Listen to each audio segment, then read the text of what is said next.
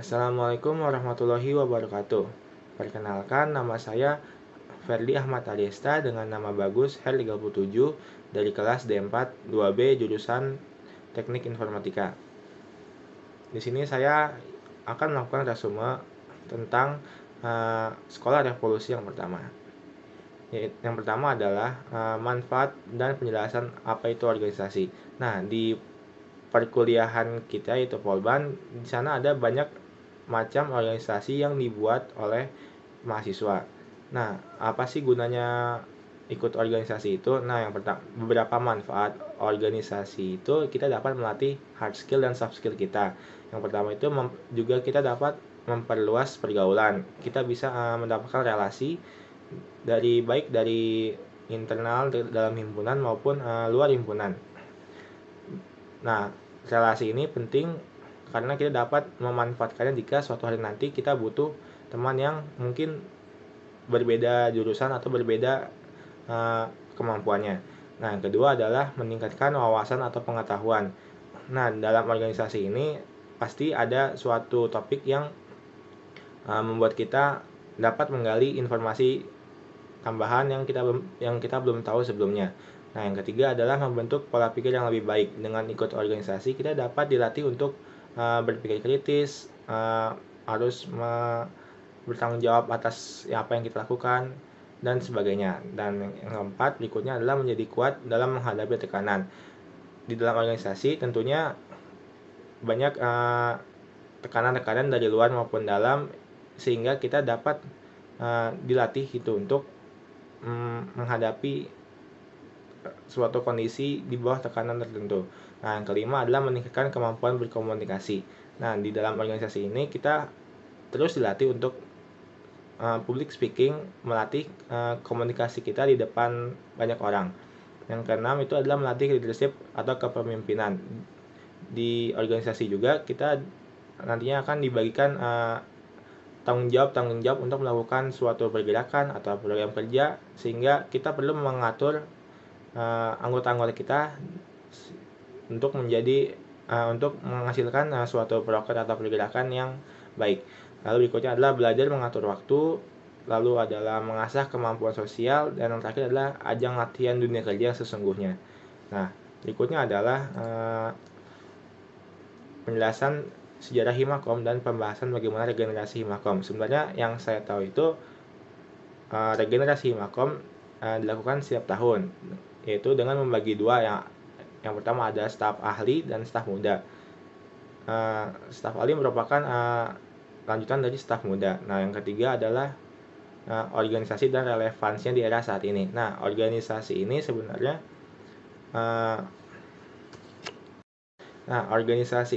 sebenarnya adalah sekelompok orang yang bekerja sama dalam suatu cara yang terstruktur dan terkoordinasi untuk mencapai tujuan bersama. Nah, relevansinya di masa kini yaitu kita dengan mengikuti sebuah organisasi kita dapat berlatih untuk di masa depan kita nanti pada dunia kerja yang sebenarnya. Karena di dalam dunia kerja itu sebuah kerja sama tim atau organisasi sangat penting gitu. Nah, berikutnya adalah penjelasan mengenai Badan Legislatif Himakom atau MPA. Nah, di Himakom sendiri, MPA itu merupakan lembaga legislasi dan yudikatif. Yang saya ingat mengenai 5 fungsi MPA, yang pertama itu adalah fungsi aspirasi. Fungsi aspirasi ini yaitu MPA Himakom Polban merupakan wadah untuk menampung aspirasi-aspirasi yang disampaikan oleh mahasiswa Himakom itu sendiri, sehingga nantinya dapat ditindaklanjuti ke pihak jurusan maupun oleh Himakom itu sendiri. Yang kedua adalah fungsi legislasi. Nah, fungsi legislasi ini adalah untuk membuat peraturan-peraturan sehingga dapat mengatur apa saja dan memenuhi kebutuhan untuk mencapai visi dari Himakom Polban. Lalu yang ketiga yaitu adalah fungsi yudikasi. Nah, fungsi yudikasi ini MPA Himakom Polban memutuskan perkara persidangan dan menegakkan hukum yang adil. Lalu berikutnya adalah fungsi mediasi. Nah, MPA Himakom Polban ini sebagai penengah, misalkan jika ada terjadinya suatu suatu konflik yang timbul dari antar jurusan atau konflik internal maupun eksternal. Nah, ini diselesaikan oleh MPA menggunakan fungsi mediasi. Berikutnya adalah fungsi pengawasan. MPA Himakom Polban berfungsi untuk mengawasi seluruh kegiatan dan pergerak yang dilakukan oleh Badan Eksekutif Himakom Polban, sehingga memastikan tidak ada pelanggaran hukum saat dijalankan. Nah, di MPR sendiri ada persidangan yang terdiri dari, yang pertama adalah sidang paripurna, yang kedua adalah sidang umum, yang ketiga adalah sidang istimewa. Sedangkan sidang paripurna adalah sidang tertinggi di Himakom Polban.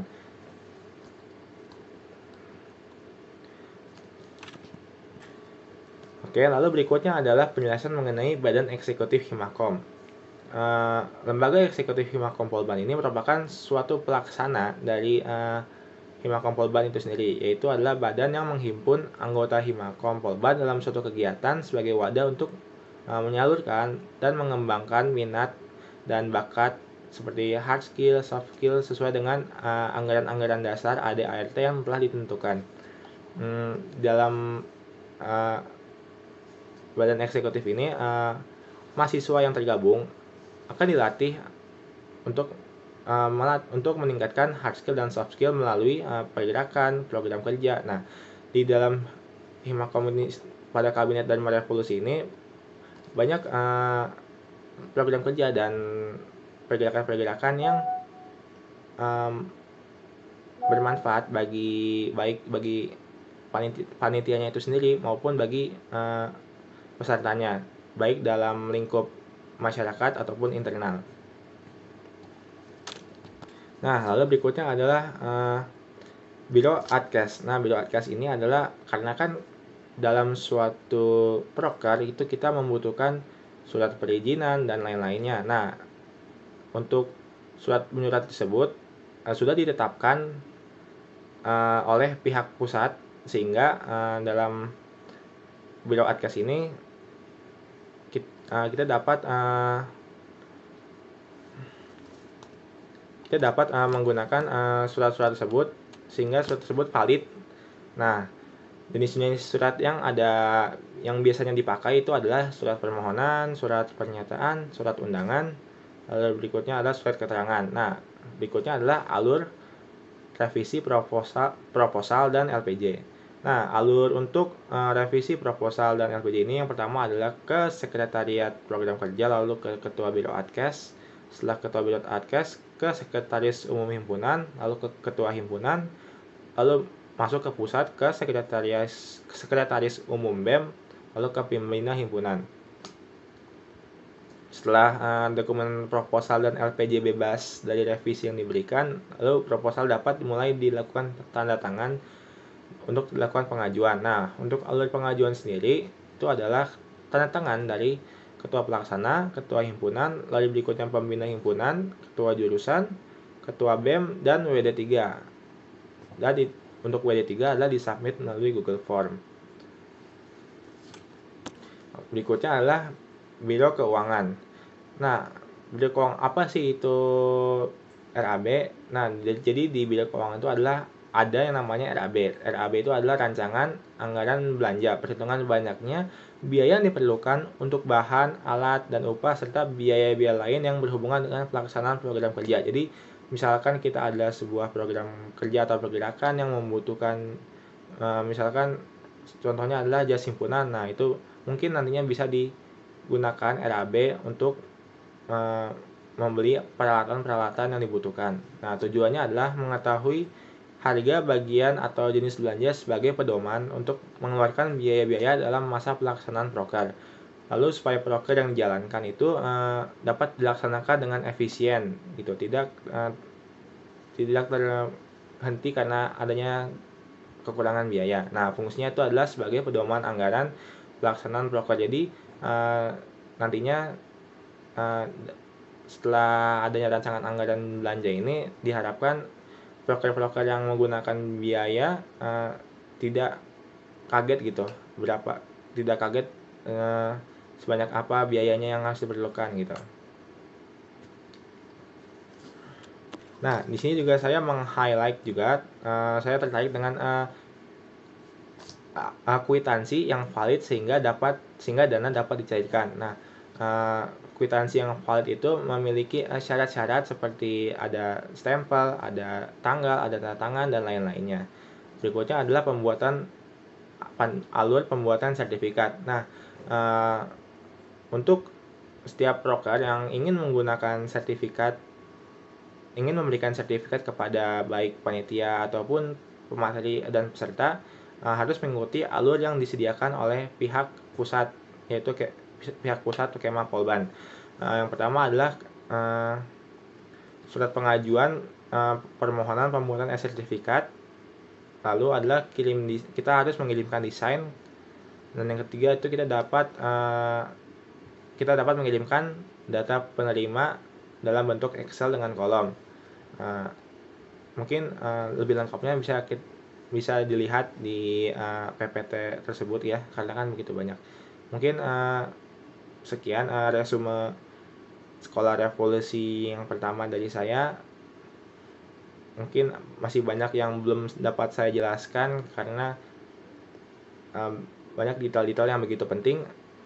Terima kasih. Wassalamualaikum warahmatullahi wabarakatuh.